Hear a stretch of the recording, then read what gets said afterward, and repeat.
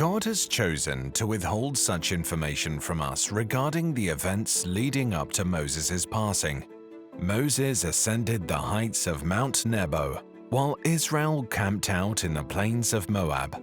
From there, he had a clear view of the entire Promised Land, all the way to the coast of the Western Sea. Now Moses went up from the plains of Moab to Mount Nebo, to the top of Pisgah, which is opposite Jericho. And the Lord showed him all the land, Gilead as far as Dan, and all Naphtali, and the land of Ephraim and Manasseh, and all the land of Judah as far as the Western Sea, and the Negev, and the territory in the valley of Jericho, the city of palm trees as far as Zoar. Deuteronomy 34 verses 1-3. What an honorable title! Moses is distinguished as the servant of Jehovah. He exemplified this throughout his life by working hard at all he did, because he waited on God for his instructions like a servant waits on his master, and made it his goal to conduct himself by the pattern that had been presented to him on the holy mountain. As a servant, Moses was devoted to God. You don't see him overburdening or ignoring his office.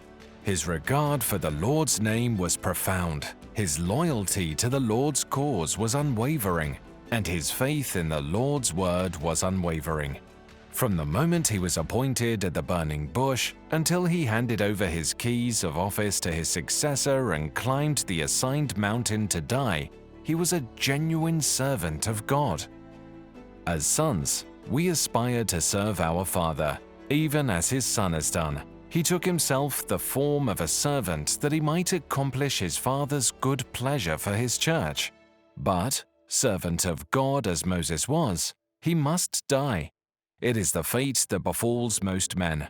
Only two people can leave this world and enter the abodes of glory without ever having to cross the river of death.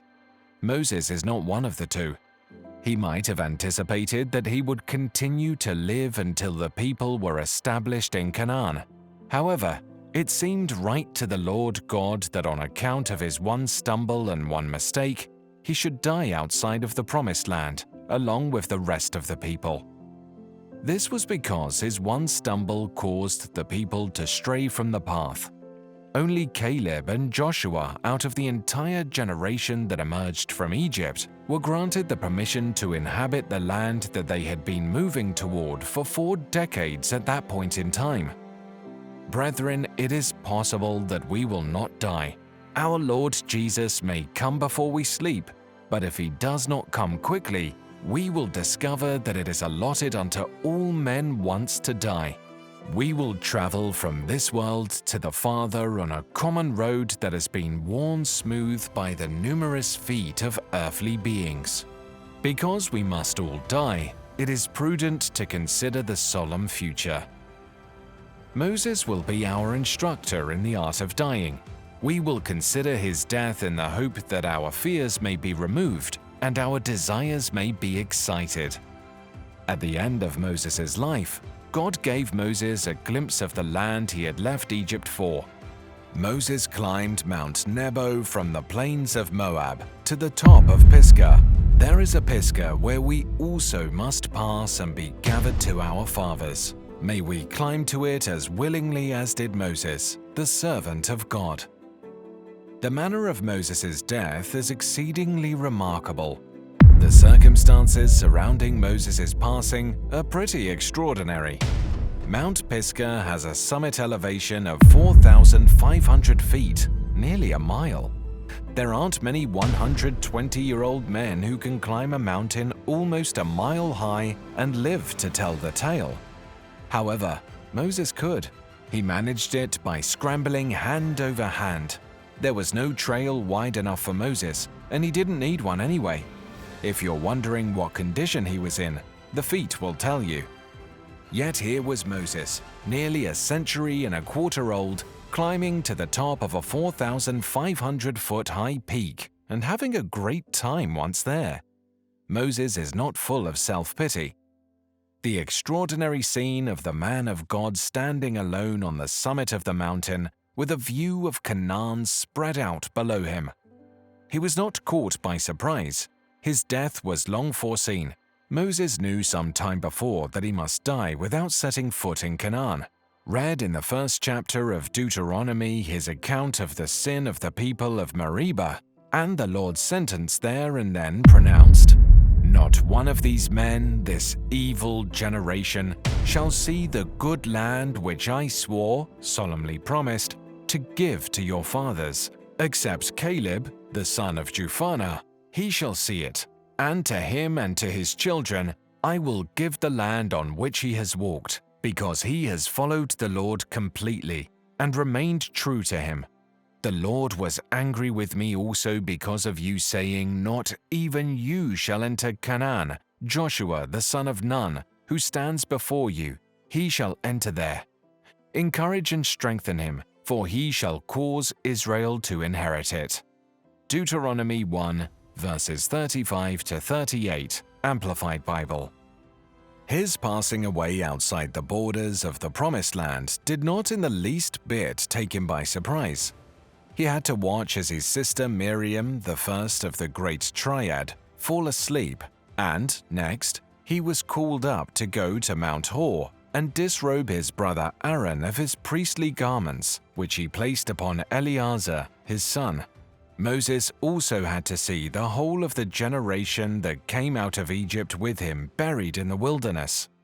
Because of unbelief, their remains fell in the wilderness. Only Caleb and Joshua remained the sole survivors of the great host which crossed the Red Sea. The great man had thus abundant knowledge of his own departure. It is only reasonable to point out that how he passed away in the land of Moab was extremely upsetting, yet this is not the case. He had devoted the previous 4 decades of his life to guiding the people to the land of promise. Was it necessary for him to pass away now that they were only a day's march away? It was his life's work, for which he had been prepared by spending 40 years in Egypt, where he became learned in all of the wisdom of the Egyptians, and by spending another 40 years in the wilderness alone, where he kept sheep and held high fellowship with God. His third 40 years had been spent in freeing Israel from Egypt, training them to become a nation, and conducting them to the land of promise. Must he now expire before the nation entered in? What a life was that of Moses! How glorious was the man who had confronted Pharaoh and broken the pride of Egypt! How burdened and concerned he must have been when he was called upon to carry the entirety of that nation on his shoulders, and care for them as a shepherd would care for his sheep. It was a duty that came close to breaking him, and if Moses, the man, had not been made very meek by the indwelling Spirit of the Lord, and if he had not also been graciously nourished by friendship with God, then this task would have proven to be too heavy, even for him. However, despite his efforts to establish a nation, he had to pass away before the long-awaited conquest. It was a bitter disappointment when first the sentence pierced his heart. He had previously experienced a significant setback, for Stephen tells us that when he smote the Egyptian, he supposed his brethren would have understood how that God by his hand would deliver them, but they understood not. Then when his brothers had rejected him, he fled into the land of Midian. To have toiled so long, and to reap no harvest, to see the land but not enter it, to bring the tribes to Jordan's brink, and then to die in Moab after all, it was a grievous disappointment. Brothers, are we at the point where we can confidently declare, "Let your will be done," in regard to our most cherished hope? Do we have a tenuous grip on the thing that matters most to us in this life? It is in our best interest to proceed in this manner. What a tense and tumultuous time! When Moses saw this, it filled his heart with joy, because he could now see the promised land more clearly than ever before. Despite this, there was undeniably a feeling of regret in his heart, for he was well aware that it was his fault. The event occurred in Numbers 20, verses 7 to 12, Amplified Bible.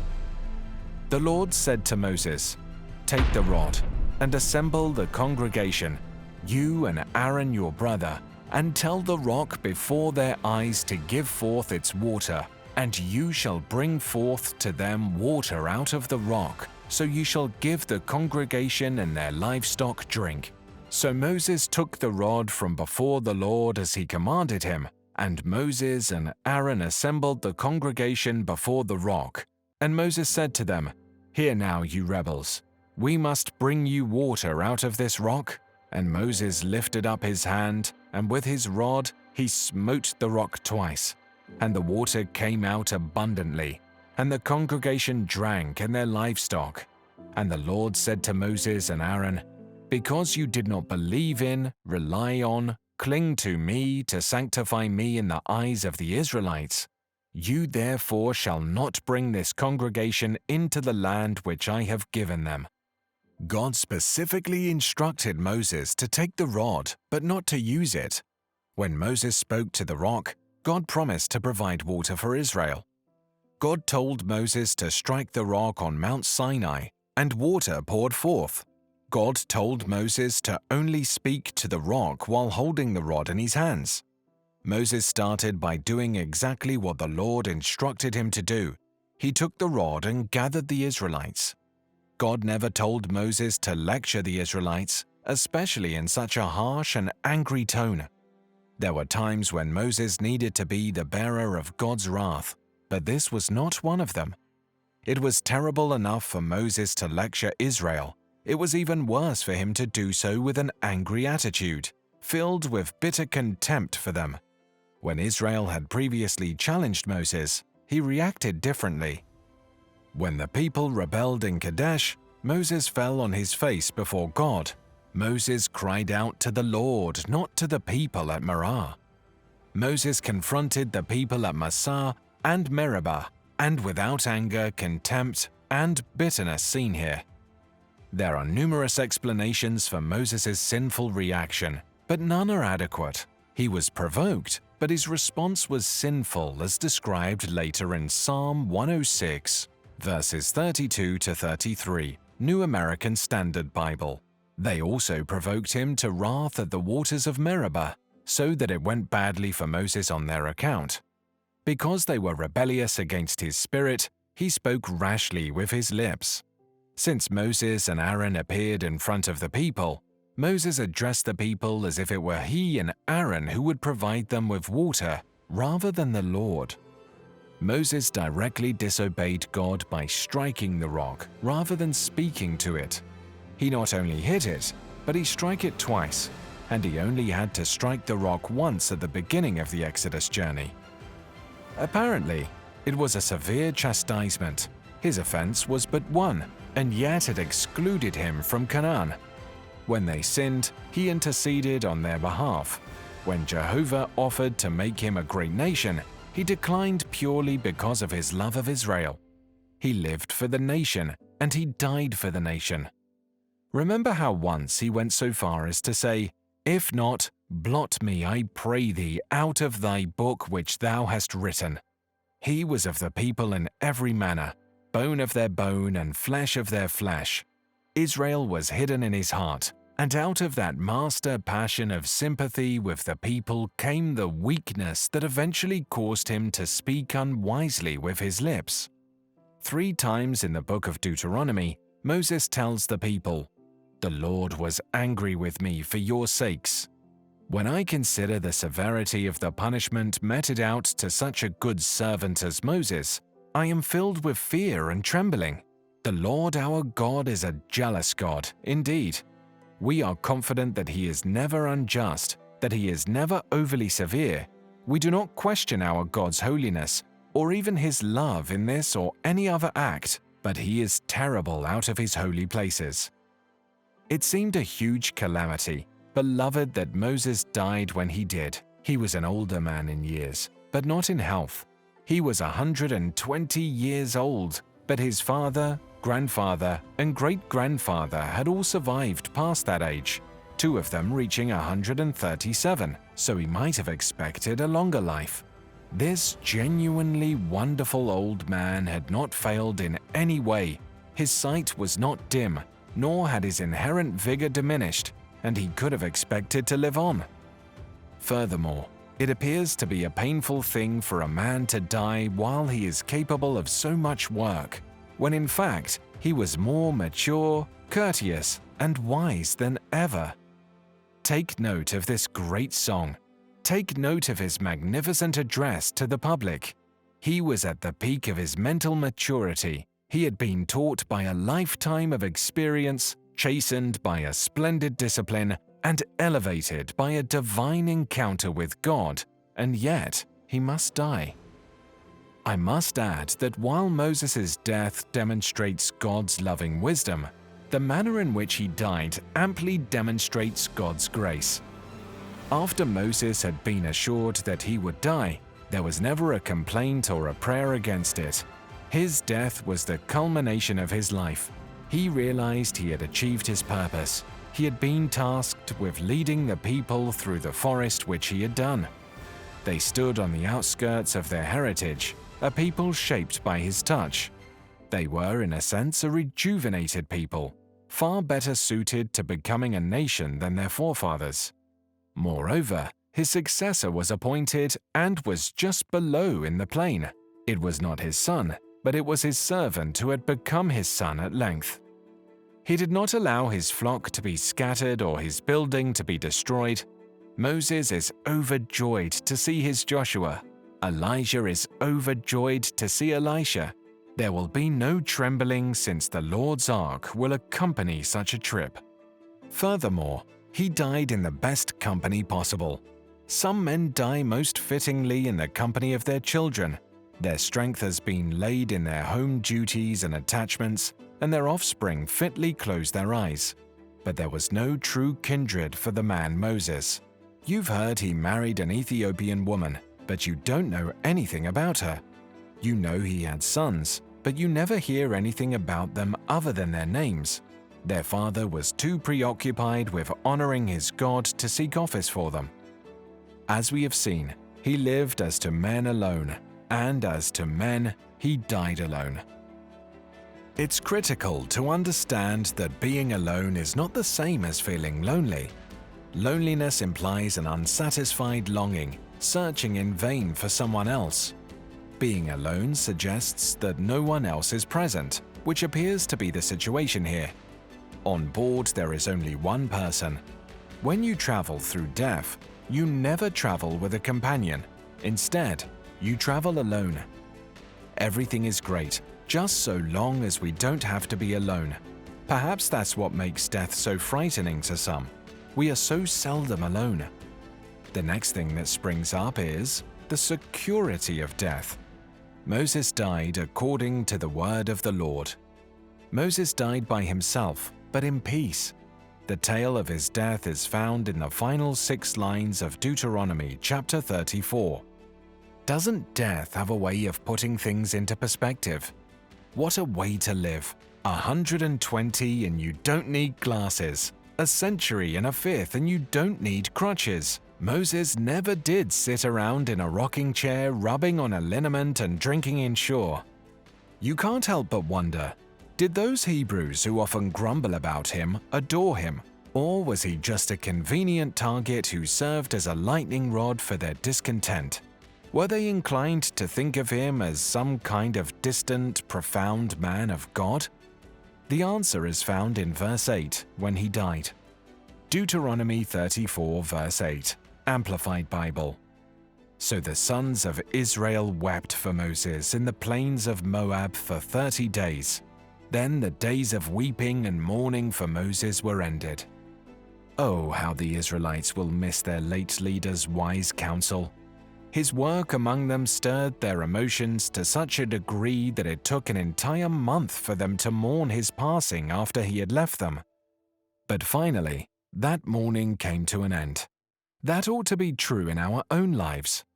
After death comes to burial, and so it was in the case of Moses. But verse 7 contains one of the most remarkable statements about the whole remarkable career of Moses. Deuteronomy 34 verse 6, Amplified Bible. And he buried him in the valley in the land of Moab, opposite Beth Peor, and no man knows where his burial place is to this day. God personally buried Moses, the only person in the Bible. Did you notice that? The Lord then concealed the tomb. What compelled him to do so? Because that grave would have become a shrine. They'd still be beating a path up to Nebo today, erecting shrines, selling popcorn and peanuts, providing various rides and possibly even sending a tram up there with enormous banners declaring Moses' burial place. So it was concealed. This is so crucial to the Lord that it even sparked an angelic confrontation. Jude 9 contains one of the stranger accounts in the Bible concerning this event. Jude writes, "But even the archangel Michael, when he was disputing with the devil Satan and arguing about the body of Moses, did not dare bring an abusive condemnation against him, but simply said, 'The Lord rebuke you.'" Jude 9, Amplified Bible. It would appear that the devil had his own ideas about what he could do with Moses' body, but God responded, "Never. I claim ownership of his body in the same manner that I do his soul, and I intend for the grave to remain undiscovered for all time." The end of story. All things have their proper wrap-up, as does the story of Moses. Since that time there has not been another prophet who has arisen in Israel who is comparable to Moses, whom the Lord personally knew.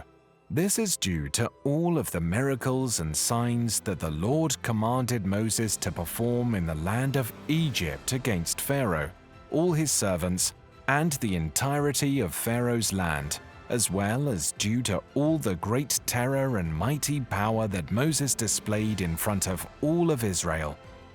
But God was with him, and in the peculiarly near and dear society of God, he closed his life on the lone peak.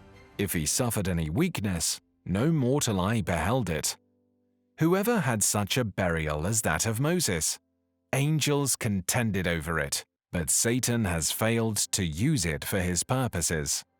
That body was not lost, for in due time it appeared on the Mount of Transfiguration talking with Jesus concerning the greatest event that ever transpired. Soon our turn shall come. Do we feel dread about it?